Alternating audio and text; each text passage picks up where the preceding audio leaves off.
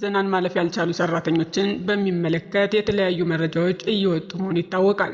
ምዘናውን ማለፍ ያልቻሉ ሰራተኞች እጣ ፋንታ ምን ሊሆን ይችላል? አብዛኞቹ ሰራተኞች እየጠየቁ ይገኛሉ። ይህንና ስለ አዲሱ የመንግስት ሰራተኞች መመሪያ ዝርዝር መረጃዎች ይዘን ቀርበናል። እስከ መጨረሻው አብራችሁን ቆዩ።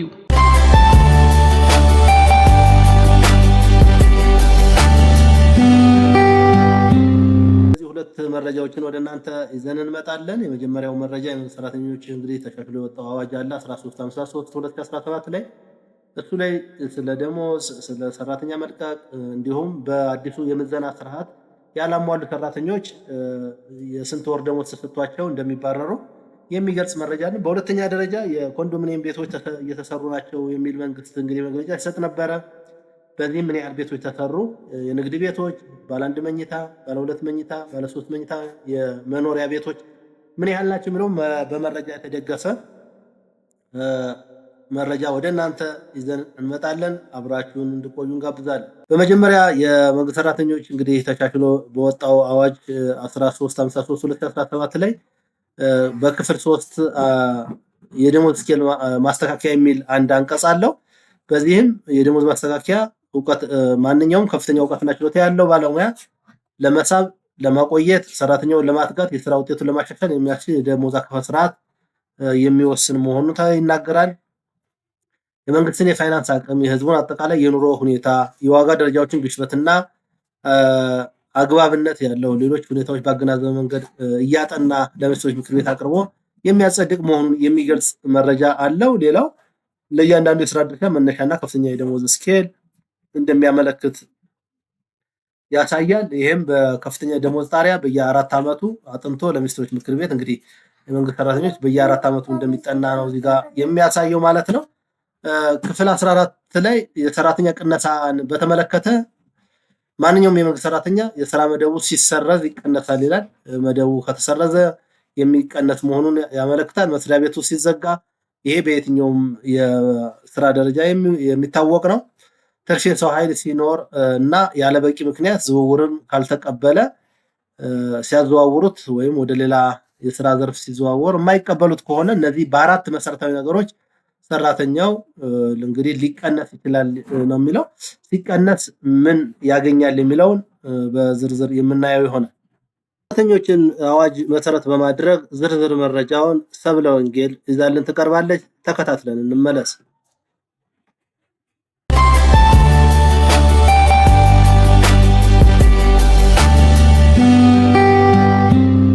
የብቃት ምዘናን ማለፍ ያልቻሉ ሰራተኞች ለጡረታ እድሜያቸው ያልደረሱና ከ25 ዓመት በታች ያገለገሉ የ2 ዓመት የተጣራ ደሞዝ ተከፍሏቸው ከስራው ይሰናበታሉ ተባለ። የፌዴራል የመንግስት አገልግሎትና አስተዳደር ፖሊሲ የፌዴራል የመንግስት ሰራተኞች አዋጅ ቁጥር 1353/2017 ለማስፈጸም አዋጁ መውጣቱም ተጠቁሟል። ነባሩ የመንግስት ሰራተኞች አዋጅ ቁጥር 253/2010 ሙሉ ባለመሆኑ አዲሱ አዋጅ መዘጋጀቱ የተነገረ ሲሆን አዲሱ አዋጅ 16 ክፍሎችና 151 አንቀጾች ያሉትና በነጋሪት ጋዜጣ ታትሞ ሲወጣ ቁጥር እንደሚሰጠው ተብራርቷል። አዲሱ የመንግስት ሰራተኞች አዋጅ ይዟቸው የመጡ አዳዲስ ጉዳዮችም በዝርዝር ተቀምጠዋል። አዋጁ የተፈጻሚነት ወሰኑ ከነባሩ የመንግስት ሰራተኛና ተቋማት በተጨማሪ የመንግስት አገልግሎት አሰጣጥ ላይ ተፈጻሚ ይሆናልም ተብሏል።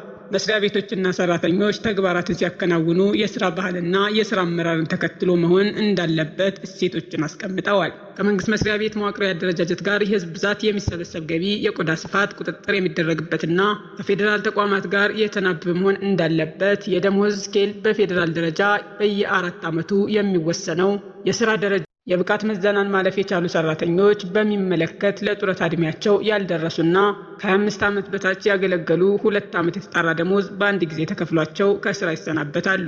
25 ዓመት አገልግለው እድሜያቸው ከ50 እስከ 55 ለሆኑ ሰራተኞች ጡረታ የሚወጡበትን ሁኔታ አመቻችቷልም ብለዋል። የመንግስት መስሪያ ቤት አገልግሎት አሰጣጥን ለማዘመን የአንድ ማዕከል ስርዓት የመዘርጋት ግዴታ ተቀምጧልም ብለዋል። ሁኔታዎች ሲያስገድዱ ብቃትን መሰረት በማድረግ አንድን የመንግስት ሰራተኛ ከ1 ዓመት ላልበለጠ ጊዜ ከፍ ያለ የስራ መደብ ላይ በተጠባባቂነት እንዲሰራ ማድረግ ይቻላል። በፊት በውክልና ጥቅም ሳያገኝ ይሰራ ነበር። አሁን ግን በተጠባባቂነት ሲሰራ የተጠባባቂነት አበል እንደሚከፈለውና ተጠያቂነት ጭምር ተቀምጧል። የመደበኛ የስራ ሰዓት በፊት በሳምንት 39 የነበረው አስፈላጊ ሆኖ በተገኘ ጊዜ የአንድ የመንግስት ሰራተኛ በሳምንት ከ39 ሰዓት ሳያንስ እና ከ48 ሰዓት ሳይበልጥ ይሆናልም ተብሏል። አንድ እናት ከ3 ወር ያልበለጠ ህፃን ልጅ ለማሳደግ በጉዲፈቻ ከተረከበች የ3 ወር እንደ ወሊድ ፈቃድ እንዲሰጥ ፈቅዷል። በስራ ላይ በአደጋ ምክንያት ለሚከሰት ሞት ለቤተሰቦቹ የ1 ዓመት ደሞዝ እንደሚከፈልም ተቀምጧል። መስሪያ ቤቶች የሰራተኞችን ዲጂታል የመረጃ ቋት ማደራጀት አለበት። ይህም በተለያየ ምክንያት በሚፈጠር ችግር ሰራተኞችን ማህደር ለመጠበቅ የታሰበ ነውም ተብሏል። ኦዲትና ኢንስፔክሽን ላይ የመንግስት ተቋማት አገልግሎቱን በህግ ስለመሰራቱ የማረጋገጥ ስራ እንደሚሰራ አዋጁ በአዲስ ያካተታቸው ጉዳዮች ናቸው። ለአዋጁ ማስፈጸሚያ ደንብና መመሪያዎች እንደሚወጡም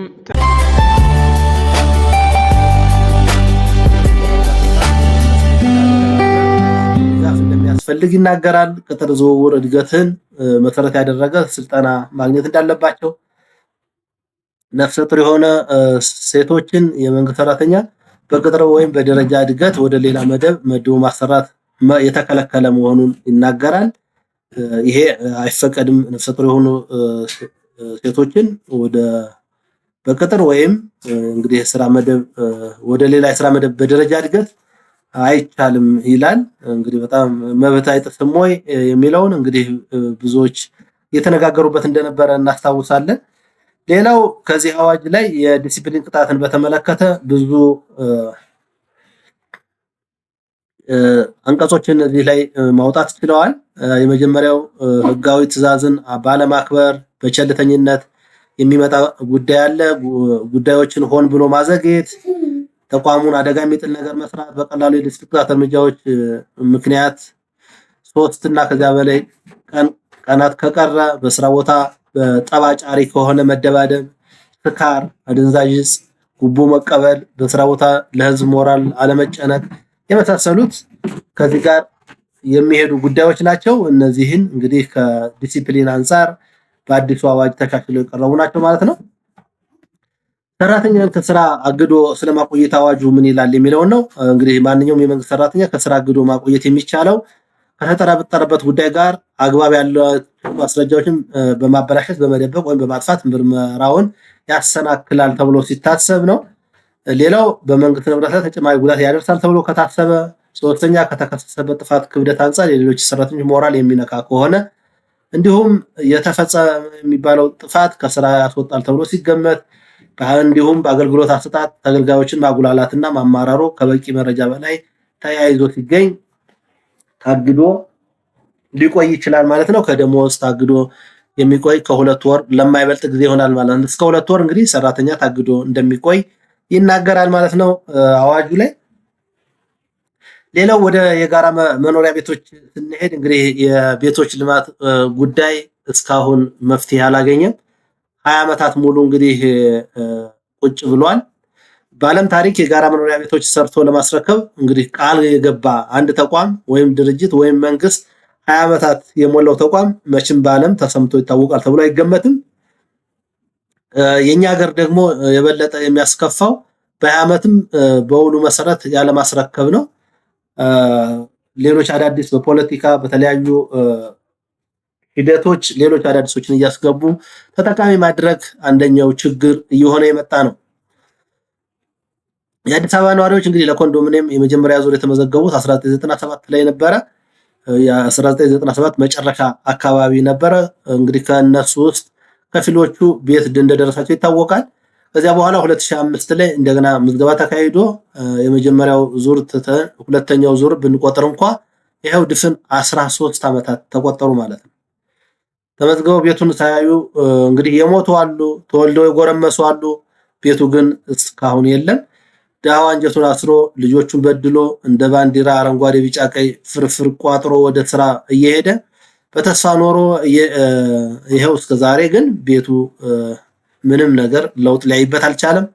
ቃሉን የሚጠብቅ ተቋምም ሆነ መንግስት በሀገሩ የለም።